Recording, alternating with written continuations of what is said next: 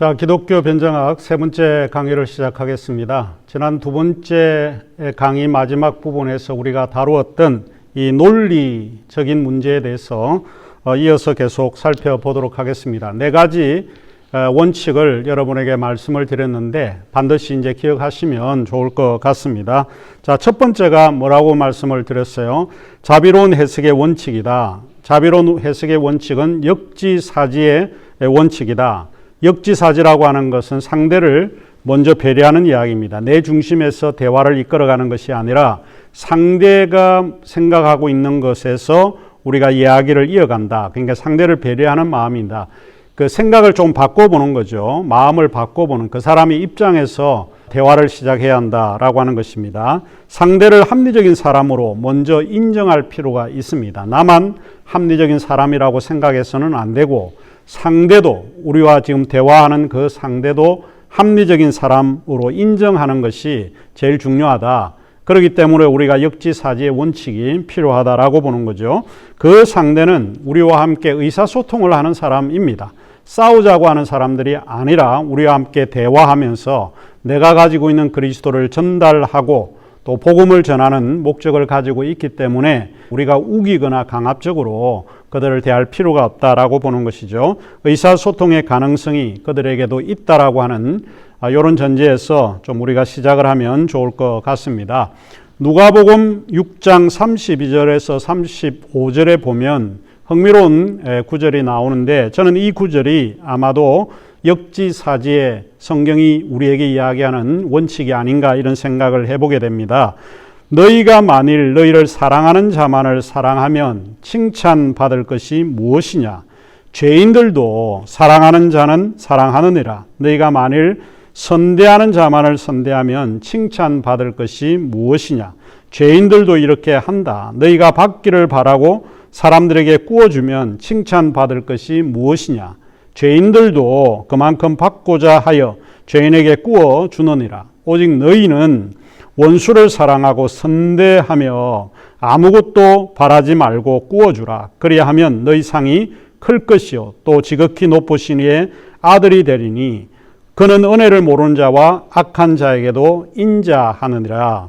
이 말이 무슨 말인가 하면 사랑하는 자를 사랑하면 네가 무슨 유익이 있느냐 그런 거죠. 모든 사람들은 다 사랑하는 사람들을 다 사랑합니다. 우리 가족은 우리에게 소중합니다. 누가 뭐라고 그래도 우리 가족은 우리에게는 굉장히 소중하고 사랑하는 거 다 합니다. 이게 굉장히 자연스러운 겁니다. 그러나 어느 누구도 사랑하지 못하는 사람들, 이런 사람들에 대해서 우리가 생각을 해봐야 된다는 거예요.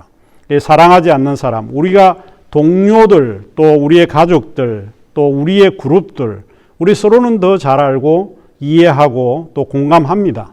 그러나 그 외의 사람들, 믿지 않는 사람들, 이런 류의 사람들에 대해서도 우리가 마음을 열으라는 거죠. 역지사지의 마음을 가지라. 이게 이제 누가복음 6장 32절에 35절이 그런 말씀이 아닌가 하는 이야기입니다. 그 다음에 이제 두 번째 우리가 이 논증을 생각할 때 생각해야 되는 두 번째가 근거 제시의 원칙입니다. 이 근거 확인의 원칙이라고 말씀드릴 수 있는데 근거 제시를 분명히 해야 한다는 거예요. 한 두 가지 정도를 우리가 생각을 해볼 수 있는데 첫 번째가 상대가 받아들일 수 있는 것은 무언가요? 근거입니다.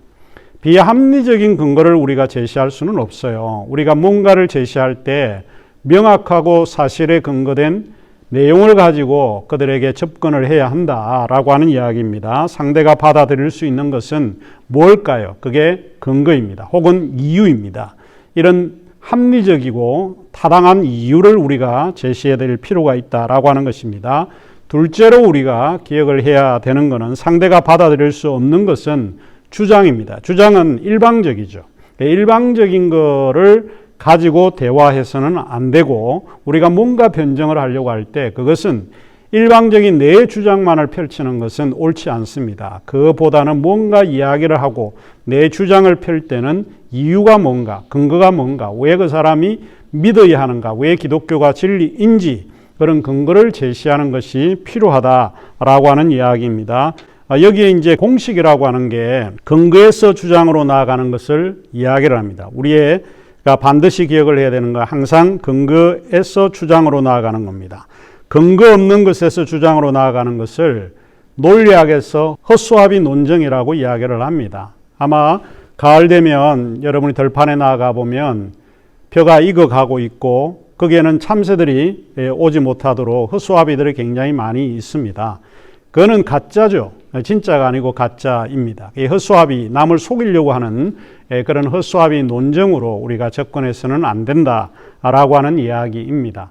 그런 점에서 이제 논쟁은 근거라고 하는 것은 일종의 전제죠.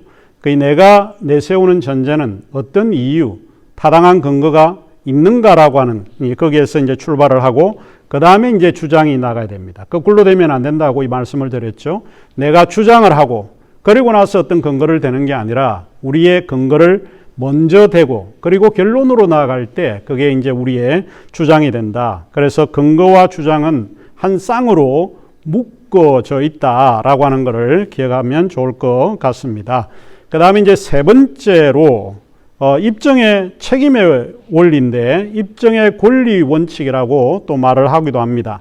논쟁에 참여하는 사람은 상대를 설득하기 위해서는 입증해야 되는 책임을 가지고 있습니다. 그러니까 먼저 우리가 뭔가 입증을 해줘야 될 책임을 우리가 가지고 있다라고 하는 겁니다. 두 번째로 입증에 책임 있는 사람은 그 책임을 회피하지 말아야 한다는 거예요. 그리고 상대방이 가진 입증의 권리를 침해하지 말아야 한다라고 이야기를 하고 있습니다.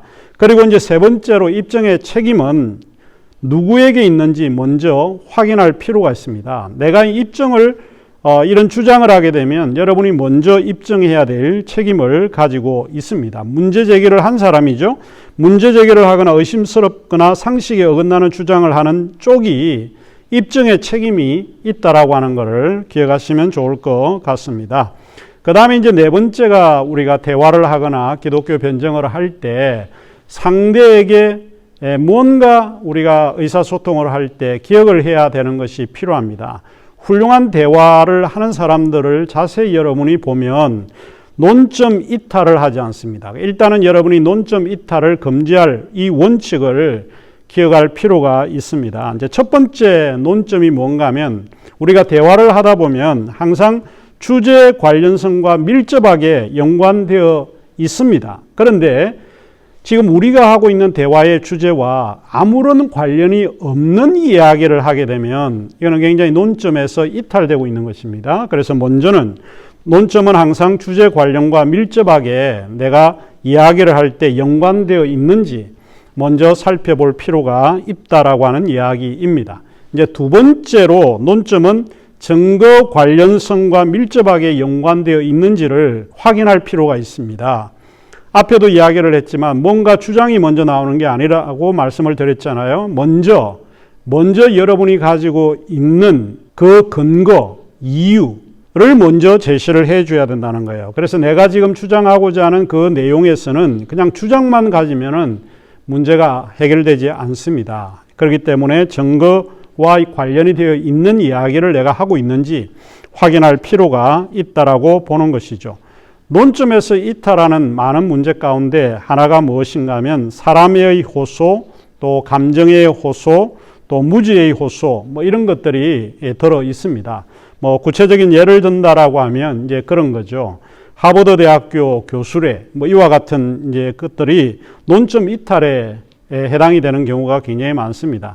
저희 학교에서 만일 하버드 대학교 교수가 왔습니다. 그래서 이제 사회를 보는 분이 이분은 하버드 대학교 교수입니다. 라고 이야기를 하면 우리는 대부분 은혜를 받는다는 거예요. 저 사람은 하버드 대학교 교수래. 이미 매개가 성립이 되어서 하버드 대학교 교수는 굉장할 거야 라고 하는 일종의 선입견이 형성이 되어집니다. 그런데 그런 하버드 대학 교수기 때문에 우리가 믿어야 된다든지 그 사람의 말이 맞다든지 이렇게 되면 그거는 논점에서 이탈이 되는 경우가 굉장히 많습니다. 특별히 이제 한국 사람들은 고학력 이런 거를 굉장히 추구하는 그런 사회이기 때문에 PhD라든지 또 학위가 있다든지 이런 걸 가지고 이렇게 눌리는 경향이 굉장히 많습니다. 이제 그런 것들은 굉장히 잘못되었다. 이런 거는 논점 이탈에 해당이 된다라고 이제 보는 것이죠. 그리고 이제 어떤 말을 할 때에 이 권위를 빌려오는 경우들이 굉장히 많습니다. 그분이 이렇게 이야기를 했다, 저렇게 이야기했다. 우리도 이제 기독교 변증을 이야기하지만 여기에 해당이 되는 사람들의 그 주장을 끌어오죠. 그거를 빌려옵니다. 그 권위를 빌려와서 이럴 거다라고 이야기를 하는 거죠. 예, 그런데 그 권위를 빌려올 때 우리가 가지고 있는 이 주제에 맞는 전문가의 그런 인용인가라고 하는 것을 우리가 알 필요가 있다라고 보는 거죠. 그런데 우리가 보통 이제 아이들이 이야기를 하거나 청소년들이 이야기를 할 때 목사님의 말씀이 맞거든. 이게 맞는 건 아닙니다. 틀릴 수도 있죠. 뭐 또 목사님들은 또 섭섭해 할 수도 있겠지만은 이 목사님의 말이 다 맞다. 이렇게 우리가 말할 수는 없습니다. 그리고 항상 아버지가 항상 옳으셔. 뭐 저도 이제 아버지이지만 항상 제가 옳은 이야기를 하는 것은 아닙니다. 자, 이런 것들이 이제 논점 이탈에 해당이 되는데 뭐 이런 거는 여러분이 좀 잘 기억을 해 주시면 될 것 같습니다. 또 우리가 사람을 좋아하게 될 때 그 사람이 기독교인이기 때문에 그 사람은 맞는 이야기일 거야. 그 사람은 비기독교인이기 때문에 그 사람은 틀린 이야기일 거야. 이렇게 이야기하는 것도 논점 이탈이 된다라고 하는 것을 기억하시면 좋을 것 같습니다. 그래서 요 네 가지 정도를 좀 기억을 하면 굉장히 좋은 논쟁을 좀 하지 않을까 생각을 합니다. 우리 교재에 제가 언급을 했던 사람이 있는데 제인 하인리라고 하는 이 작가입니다. 작가가 논쟁하는 법이라고 하는 책에서 나쁜 논쟁 형식 우리 교재 29쪽에 제가 언급을 했는데 같이 읽어주시면 좋을 것 같습니다. 자, 이분은 이제 세 가지 정도를 우리에게 나쁜 논쟁 형식이라고 이야기를 했습니다. 뭐 앞에 논점 이탈과 뭐 유사한 점이 없잖아 있지만은 이분은 뭔가 이야기를 할 때 그 주제와 비교를 하거나 대조를 할 때 잘못된 거를 가지고 비교하는 경우가 있습니다. 이게 이제 좋은 게 아니라고 보는 거죠. 그러니까 일단은 잘못된 비교, 대조.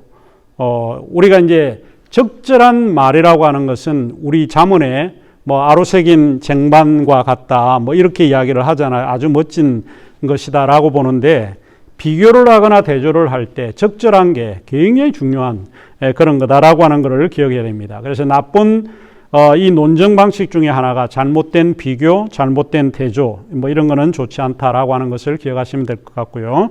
두 번째로 논거와 다른 예들, 위에 거와 굉장히 비슷한데 예를 들 때 내가 가지고 있는 그런 주장, 변론하고자 하는 그런 내용과 전혀 다른 예화를 사용하거나 예를 제시할 때는 문제가 생긴다라고 하는 것이고, 그 다음에 뭐 입증을 하려고 할 때 내가 전혀 모른다는 거예요. 그러니까 뭔가 변론을 하려고 할 때에 내가 입증하고자 하는 내용을 알아야 되는데 전혀 모르는 무지의 경우들이 굉장히 많습니다. 왜 그럴까요? 이거는 맹목적으로 또 맹신적으로 내가 믿고 왔던 것들을 그냥 이야기할 때에 나타나는 현상입니다.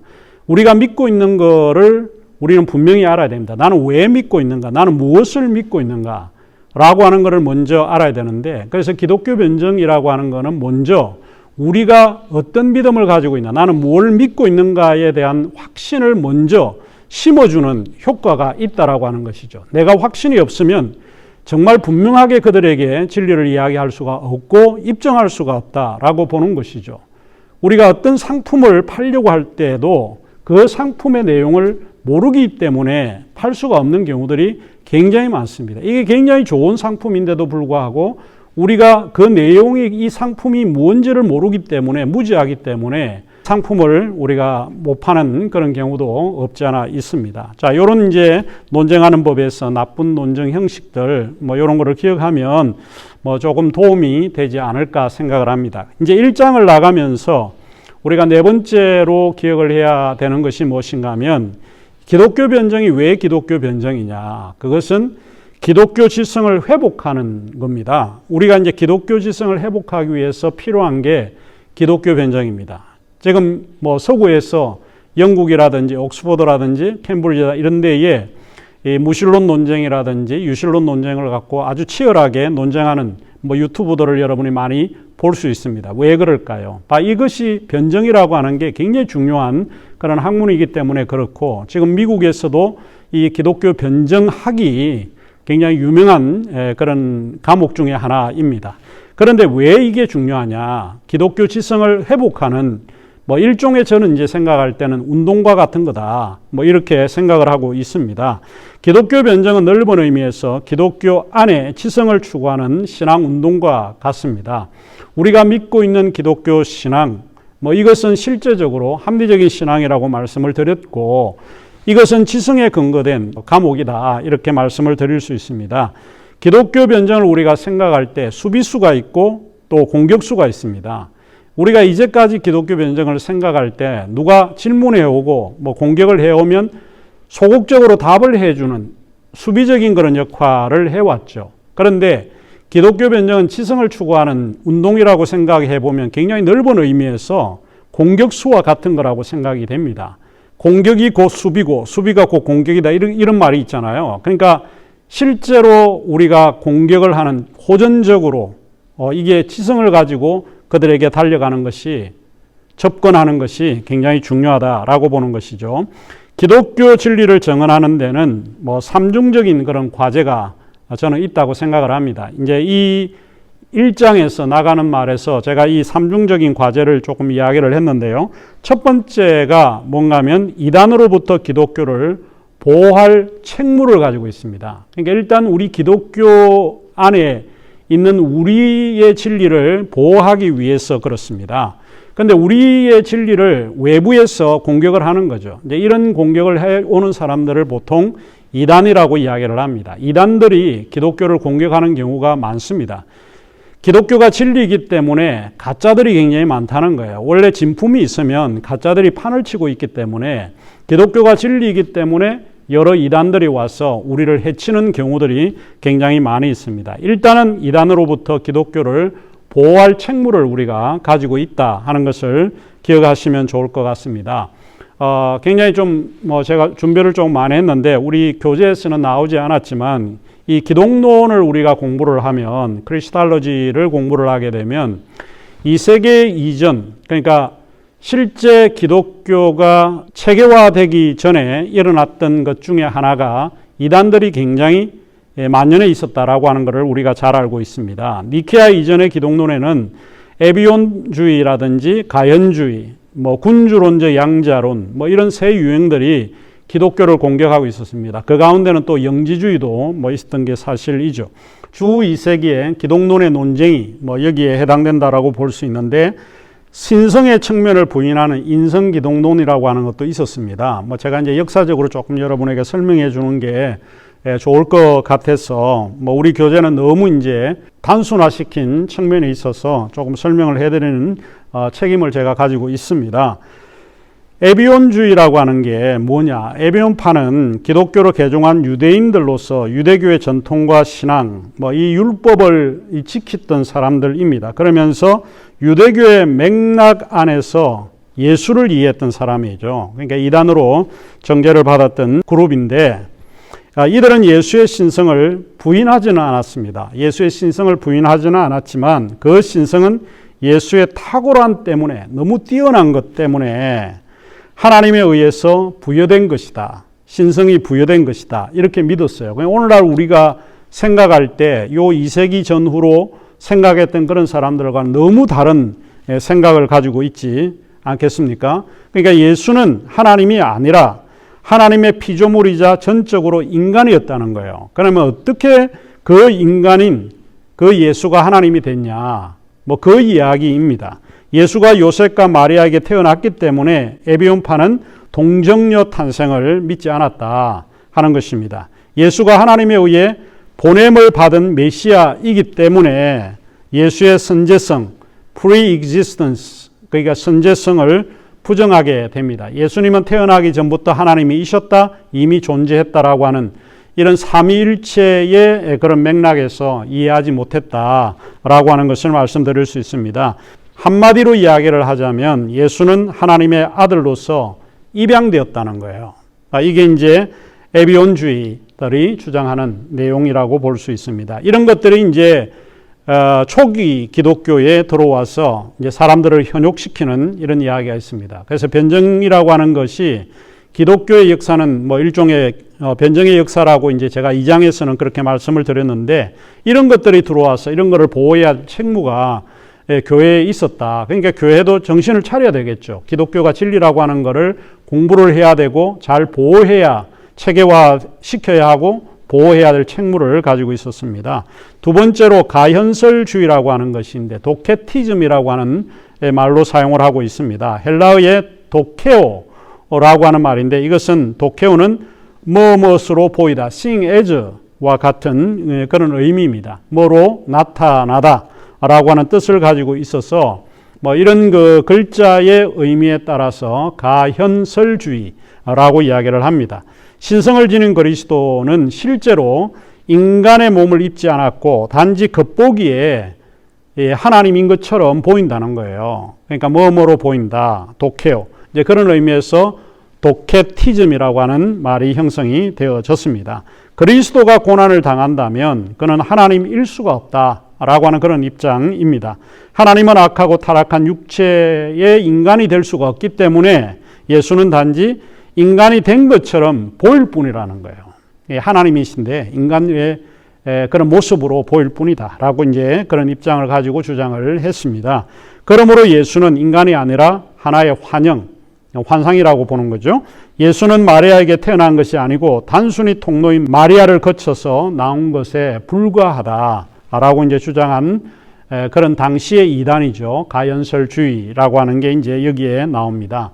요한일서 4장 2절에 보면 분명히 우리에게 이야기를 합니다.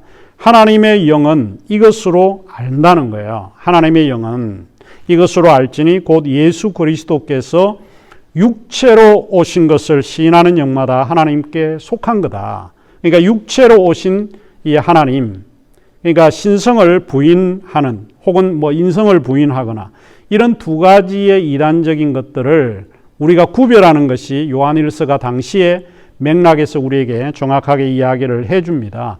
그러면 우리가 이제 궁금해요. 왜 당시에 이 초대교회에서 예수가 육체로 오신 것을 부정한 이유는 뭐냐? 하나님이 육체로 오신 것을 부정한 이유는 뭔가? 아마 그것은 제가 생각할 때는 헬라 철학적 육체에 대한 이해 때문에 그러지 않았을까 생각을 합니다. 이제 플라톤적 전통을 우리가 염두에 두고 이야기를 해볼 수 있는데 플라톤은 영혼, 마음, 정신, 이 보이지 않는 이런 것들은 굉장히 고상한 것으로 생각을 했습니다. 이것은 최고의 것이라고 이렇게 생각을 한 것이고 육체는 물질이라든지 또 저급한 거라든지 변화 가능한 거잖아요. 그래서 이런 것들은 타락한 위험이 있기 때문에 하나님이 인간의 육체를 입고 왔다는 것은 이들이 생각할 때는 이해가 안 됐던 거죠. 그러니까 이단이 나온 거는 그냥 나온 게 아니라 당시에 지배적인 이런 철학적인 사유 이런 거에 의해서 만들어져서 나온다라고 하는 것을 우리가 기억을 해야 합니다. 그리고 아리스토텔레스의 경우도 신을 초월적, 독립적, 절대적으로 이해를 했다라고 하는 것을 알 수 있습니다. 반면에 육체 및 물질은 변하고 고통을 받는 거예요. 그러니까 하나님이 인간의 육체를 입고 왔다는 것은 이들이 생각할 때는 상상하기가 어렵다라고 하는 것을 알 수 있습니다. 헬라 사상이라고 하는 것이 정신과 물질을 명확히 구분을 했잖아요. 정신은 선한 것이고 물질은 악한 것이다. 그래서 육체의 몸을 입고 이 땅에 왔다는 게 이해가 안 됐던 것입니다. 하나님은 인간을 만나기 위해 쉽게 말하면 이데아의 세계를 떠나서 현상의 세계로 돌아오는 거예요. 이제 철학적으로 표현을 하자면. 그런데 이 육체로 돌아왔다는 것을 이제 그들이 부정하게 되었다라고 하는 것을 우리가 알 수 있습니다. 그 다음에 영지주의도 마찬가지 있는데 요 하나만 더 하고 오늘 세 번째 강의는 마치도록 그렇게 하겠습니다. 영지주의의 경우는 영적 지혜, 그노티시즘이라고 하는 게 지식이라고 하는 뜻입니다. 그래서 직관적 이해, 깨달음에 관심을 갖는 이런 것이 영지주의입니다. 그러니까 당시에 이런 영지주의도 이단의 형태로서 기독교를 위협했던, 그러니까 기독교의 변정이 나오게 된 배경이 무엇이냐? 결국은 이런 이단들에 대해서 보호를 하기 위해서 이런 것이 필요했다 그런 거죠. 예수는 육체적 존재가 아니거나 육체적 몸을 사용하셨을지라도 부활 때에 그 몸을 버렸다는 거예요. 그러니까 비록 인간의 몸을 하나님께서 사용을 했지만 나중에는 부활할 때는 그 몸을 버렸다는 거예요. 그러니까 예수가 세상에 온 목적은 구원시키기 위해서 이 땅에 온 것이 아니고 참된 영지, 참된 지식, 참된 지혜를 사람들에게 전해주기 위해서 예수가 이 땅에 오셨다라고 하는 이야기입니다. 그 다음에 이제 우리가 이 1장을 오늘 뭐 다 마치지 못했는데 두 번째로 우리가 생각해야 되는 교회 안에서의 지성적 차원을 회복하는 것입니다. 이게 굉장히 이제 중요한 그런 요소인데 뭐 이것은 네 번째 강의에서 살펴보도록 그렇게 하겠습니다. 그러면 네 번째 강의에서 다시 뵙도록 하겠습니다.